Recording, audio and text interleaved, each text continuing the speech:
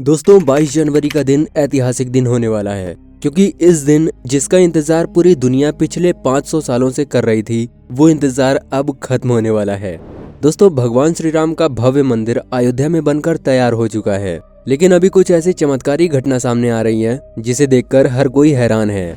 दरअसल दोस्तों जो गिद्ध पिछले कई सालों से हमें नजर भी नहीं आए, वो गिद्ध अचानक अयोध्या के अंदर बड़ी संख्या में झुंड लगाए बैठे हुए दिखाई दिए। कई लोग तो इन्हें साक्षात जटायु कह रहे हैं, जो कि भगवान श्री राम के मंदिर की प्राण प्रतिष्ठा में शामिल होने के लिए आए हैं। इन्हें देखकर लोगों को हैरानी इसलिए हो रही है क्योंकि जो गिद्ध की प्रजाति विलुप्त होने की कगार पर थी, वो अचानक से इतनी ज्यादा संख्या में यहाँ कैसे आ गए। दोस्तों पिछले 50 सालों में इतनी बड़ी संख्या में गिद्ध कहीं पर भी नजर नहीं आए हैं। उनका इतनी बड़ी संख्या में अयोध्या पहुंच जाना वाकई में भगवान श्री राम का ही चमत्कार है। लेकिन दोस्तों अब सवाल ये आता है कि आखिर ये चमत्कार हुआ कैसे, और अयोध्या में भगवान श्री राम के दिव्य मंदिर के बनते वक्त कौन कौन से चमत्कार हुए। आज की इस वीडियो में हम आपको सब कुछ बताने वाले हैं। लेकिन आपसे बस यही रिक्वेस्ट है कि अगर आप हमारे इस चैनल पर नए हैं तो चैनल को सब्सक्राइब करके बेल नोटिफिकेशन को भी जरूर ऑन कर लें। तो चलिए शुरू करते हैं दोस्तों आज की इस वीडियो को प्रभु श्री राम का नाम लेकर। दोस्तों जिस दिन का इंतजार पूरी दुनिया को बड़ी ही बेसब्री से था, अब वो दिन आ गया है। अयोध्या में प्रभु श्री राम का भव्य मंदिर बनकर तैयार हो चुका है और 22 जनवरी को इस मंदिर का उद्घाटन किया जाएगा। इस मंदिर का इंतजार भारत समेत पूरी दुनिया के लोगों को बड़ी ही बेसब्री से था। हालांकि सुरक्षा कारणों की वजह से 22 जनवरी तक कोई भी आम नागरिक राम मंदिर के दर्शन नहीं कर सकता है।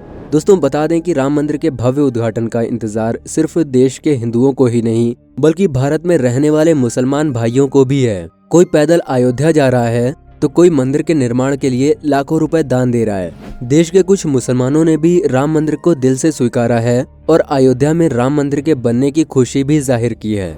लेकिन दोस्तों उससे पहले ही चमत्कार पे चमत्कार देखने को मिल रहे हैं। और सबसे पहला चमत्कार तो तब हो गया जब लोगों को अचानक से जटायु के वंशज यानी कि गिद्ध आसमान में उड़ते हुए दिखाई दिए। बता दें कि कुछ साधु संत इन्हें राम मंदिर की प्राण प्रतिष्ठा में आए मेहमान मान रहे हैं, क्योंकि पिछले कुछ सालों से गिद्धों की प्रजाति विलुप्त सी हो गई थी। लेकिन दोस्तों राम मंदिर की प्राण प्रतिष्ठा के नजदीक आते ही अयोध्या के आसपास बड़ी संख्या में गिद्ध आ पहुंचे हैं।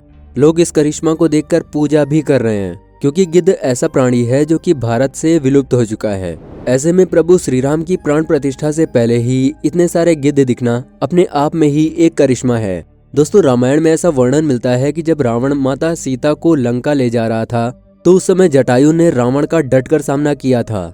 लेकिन उस दौरान ही रावण ने जटायु का एक पर काट दिया था, जिसके बाद जटायु घायल होकर एक स्थान पर गिर पड़े थे।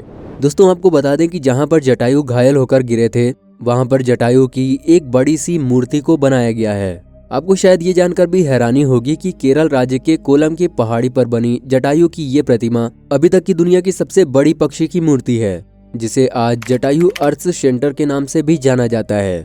और दोस्तों वहाँ के लोग जटायु को एक देवता की तरह मानते हैं, क्योंकि जटायु हिंदू पौराणिक इतिहास के सबसे पहले ऐसे पात्र थे जिन्होंने सबसे पहले वुमेन प्रोटेक्शन के लिए अपनी जान दी थी।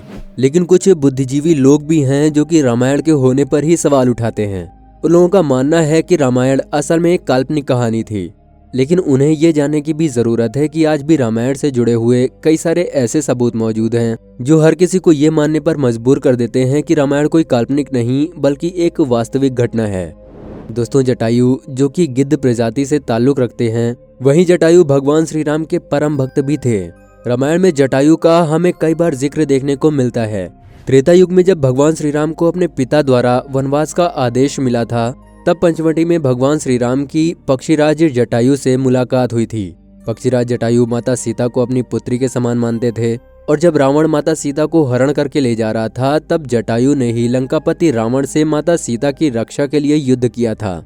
ये वही जटायु हैं जिन्होंने अपने पंखों से रावण को बहुत चोट पहुंचाई थी, जिसके बाद रावण ने जटायु के शरीर को लहूलुहान कर दिया था और उसका एक पर भी काट दिया था।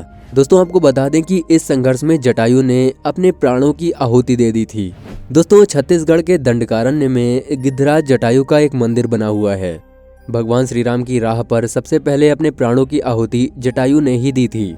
दोस्तों राम कथा में एक प्रसंग आता है जब जटायु के भाई संपाति कहते हैं कि मैं बहुत बूढ़ा हो चुका हूँ, मेरे पंख बहुत कमजोर हो चुके हैं, लेकिन मेरी आंख कई 100 किलोमीटर दूर तक की चीजों को आसानी से देख सकती है। इसलिए मैं माता सीता को अशोक वाटिका में बैठा हुआ देख रहा हूँ। जिसके बाद जाम्बुवंत के कहने पर हनुमान जी 400 योजन के समुद्र को पार करके लंका जाते हैं।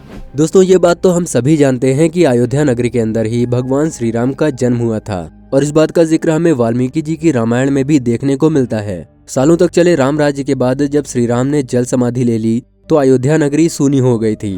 पौराणिक मान्यताओं के अनुसार उज्जैनी के राजा जब विक्रमादित्य यहाँ पर शिकार खेलने के लिए आए तो उन्हें इस बंजर पड़ी भूमि पर कुछ चमत्कार दिखाई देने लगे, जिसके बाद खोज हुई तो पता चला कि ये श्री राम जी की जन्मभूमि है। उसके बाद उन्होंने यहाँ पर श्री राम जी के दिव्य मंदिर का निर्माण कराया, जिसमें काले रंग की कसौटी पत्थर वाले 84 स्तंभ थे। समय के अनुसार बदलते राजाओं ने यहाँ पर मंदिर की देखभाल की, लेकिन 14वीं शताब्दी में जब भारत में मुगलों का शासन आया तो श्री राम जन्मभूमि को नष्ट कर वहाँ बाबरी मस्जिद बना दी गई। साल 1525 में राम जन्मभूमि मंदिर को बाबर के सेनापति मीर बांकी ने ध्वस्त करके वहाँ पर बाबरी मस्जिद बना दिया। बाबरी मस्जिद में 3 गुंबद थे, जिसके बाहरी हिस्से के एक चबूतरे में श्री राम के बाल स्वरूप की पूजा होती थी और इसे ही राम चबूतरा कहा जाता था। लेकिन साल 1950 में बाबरी मस्जिद के मुख्य गुंबद के ठीक नीचे वही मूर्ति निकली जो सदियों से राम चबूतरे पर विराजमान थी। बाबरी मस्जिद और राम जन्मभूमि मंदिर पर सालों साल चले विवाद के बाद आखिरकार अब श्री राम जी की अपनी जन्मस्थली पर प्राण प्रतिष्ठा हो रही है। लेकिन दोस्तों, अब एक सवाल ये भी है कि आखिर अयोध्या में भगवान श्री राम की मूर्ति बनाने के लिए नेपाल से 2 विशाल पत्थरों को लाया गया था। इन पत्थरों को लाने के बाद आखिर क्यों उन पत्थरों से मूर्ति नहीं बनाई गई? ऐसी क्या वजह थी कि नेपाल के उन 2 पत्थरों की जगह दूसरे पत्थरों का इस्तेमाल किया गया? दरअसल दोस्तों, पिछले साल फरवरी में नेपाल की काली गंडकी कंठ से 2 शिलाएं अयोध्या लाई गई थी। इन 2 शिलाओं का वजन 14 टन और 27 टन था। शुरुआत में इन शिलाओं से राम मूर्ति बनाए जाने की बात सामने आई थी, लेकिन बाद में पता चला कि इन शिलाओं को श्री राम मूर्ति बनाने के लिए उचित नहीं पाया गया। कुछ आर्टिकल्स के मुताबिक इन शिलाओं से मूर्ति नहीं बनाए जाने की एक वजह राम मंदिर से जुड़े संतों की ओर से जताई गई आपत्ति थी। खबरों के मुताबिक कुछ संतों का मानना था कि इन शिलाओं को मूर्ति निर्माण में इस्तेमाल नहीं कर सकते हैं, क्योंकि काली गंडकी की चट्टानों को तोड़ा नहीं जाना चाहिए। ऐसा इसलिए क्योंकि वो शालिग्राम के बराबर हैं। हालांकि अयोध्या पहुंचे नेपाली प्रतिनिधियों के मुताबिक इन शिलाओं की तकनीकी जांच के बाद मूर्तिकारों ने कहा कि ऐसी शिला से मूर्ति तराशना संभव नहीं है। इसके बाद दूसरे पत्थरों से मूर्तियां बनाई गईं। नेपाली प्रतिनिधियों के मुताबिक 27 टन वजनी शिला पर मूर्ति तराशने की कोशिश की गई थी, क्योंकि इतने टन वजनी शिला को शालिग्राम माना गया। लेकिन 27 टन वाली शिला भी उपयुक्त न पाए जाने के बाद दोनों शिलाओं को राम मंदिर निर्माण के स्थल के पास रखा गया। रिपोर्ट्स के मुताबिक राम मंदिर के गर्भगृह में रखने के लिए देश के अलग अलग जगहों से लाई गई शिलाओं से 3 मूर्तियां बनाई गई हैं और इन्हीं को गर्भगृह में स्थापित किया जाएगा। दोस्तों, अयोध्या में दुनिया का सबसे बड़ा राम मंदिर बन रहा है, जिसका लोग बेसब्री से इंतजार कर रहे हैं। राम मंदिर के निर्माण के लिए कुल 67 एकड़ जमीन है, जिसमें से 2 एकड़ में मंदिर बन रहा है। पहले मंदिर के मुख्य शिखर की ऊंचाई 128 फीट थी, पर अब ये 161 फीट होगी और 3 की जगह 5 गुंबद और 1 मुख्य शिखर होगा। वैसे तो इसका काम साल 2020 में ही शुरू कर दिया गया था। प्रधानमंत्री नरेंद्र मोदी जी ने 5 अगस्त 2020 को अयोध्या में राम मंदिर की आधारशिला रखी थी।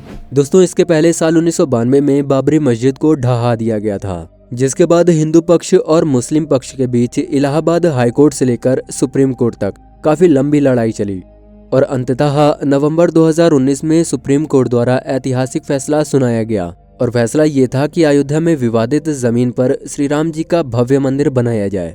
खैर दोस्तों, ये मुद्दा तो अब सुलझ चुका है और राम मंदिर भी बन चुका है और वहाँ हो रहे चमत्कार को देखकर पूरी अयोध्या समेत पूरा भारत हैरान है।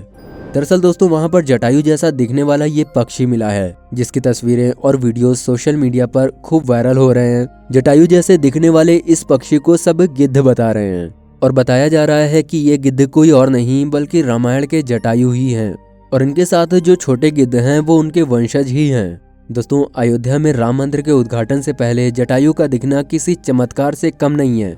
लोगों का मानना है कि अयोध्या में बने राम मंदिर के दर्शन करने के लिए जटायु स्वयं यहाँ पर आए हैं। वैसे दोस्तों, इन गिद्धों के बारे में आपका क्या मानना है? क्या असल में ये रामायण के जटायु हैं या फिर कुछ और? नीचे कमेंट सेक्शन में अपनी राय जरूर दें। वीडियो पसंद आई हो तो वीडियो को लाइक करें और ऐसी ही और वीडियोस के लिए हमारे YouTube चैनल को सब्सक्राइब करके बेल नोटिफिकेशन को भी जरूर ऑन कर लें। तो मिलते हैं दोस्तों आपसे बहुत जल्द एक नए वीडियो के साथ में। धन्यवाद।